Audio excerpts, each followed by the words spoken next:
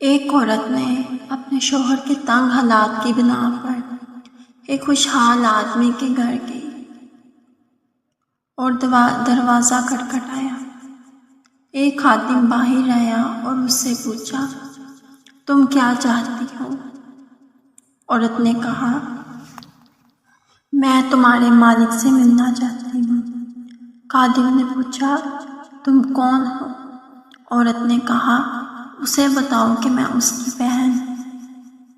خادم جانتا تھا کہ اس کے مالک کی کوئی بہن نہیں ہے، تو وہ اندر گیا اور اپنے مالک سے کہا، دروازے پر ایک عورت ہے جو دعویٰ کرتی ہے کہ وہ آپ کی بہن ہے۔ مالک نے کہا، اسے اندر لے آؤ۔ عورت اندر آئی۔ مالک نے اسے خوش دلی سے استقبال کیا اور پوچھا، تم میرے کس بھائی کی بہن ہو؟ اللہ تم پر رحم کرے۔ عورت نے کہا، میں آدم کی بیٹی ہوں۔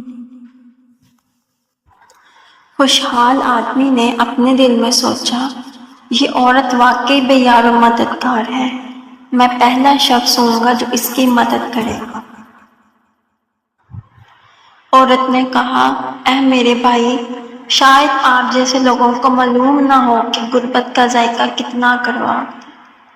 اسی غربت کی وجہ سے میں اپنے شوہر کے ساتھ طلاق کے دروازے پر کھڑی ہوں۔ کیا آپ کے پاس کچھ ہے جو آپ قیامت کے دن کے لیے دے سکیں؟ آپ کے پاس جو کچھ ہے وہ ختم ہو جائے گا، لیکن جو اللہ کے پاس ہے وہ باقی رہے گا۔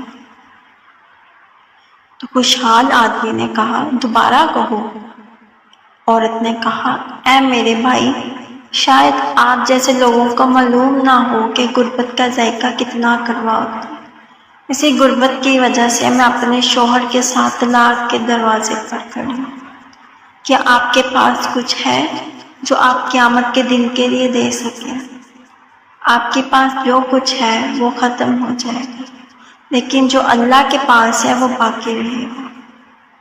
خوشحال آدمی نے کہا، دوبارہ کہو۔ عورت نے تیسری بار کہا۔ پھر خوشحال آدمی نے چوتھی بار کہا، دوبارہ کہو۔ عورت نے کہا، مجھے نہیں لگتا کہ آپ نے مجھے سمجھا ہے، اور دوبارہ کہنا میرے لیے ذلت ہے۔ میں نے کبھی اپنے آپ کو اللہ کے سوا کسی اور کے سامنے ذلیل نہیں کی۔ خوشحال آدمی نے کہا، اللہ کی قسم، مجھے تمہاری بات کی خوبصورتی پسند آئی۔ اگر تم 1000 بار بھی دہراتی تو میں ہر بار کے بدلے تمہیں 1000 درہم دیتا۔ پھر اس نے اپنے خادموں سے کہا، اسے 10 اونٹ، 10 اونٹنیاں، جتنی چاہے بیڑے اور جتنا چاہے مال و دولت دے دو، تاکہ ہم قیامت کے دن کے لیے کچھ کام کریں۔ ہمارے پاس جو کچھ ہے وہ ختم ہو جائے گا، لیکن جو اللہ کے پاس ہے وہ باقی رہے گا۔ لہٰذا غریبوں کی مدد کرنا مت بھولیں، اور کہ غریبوں کو بھی مت بھولیں، کیونکہ اللہ تعالیٰ بہت غنی ہے۔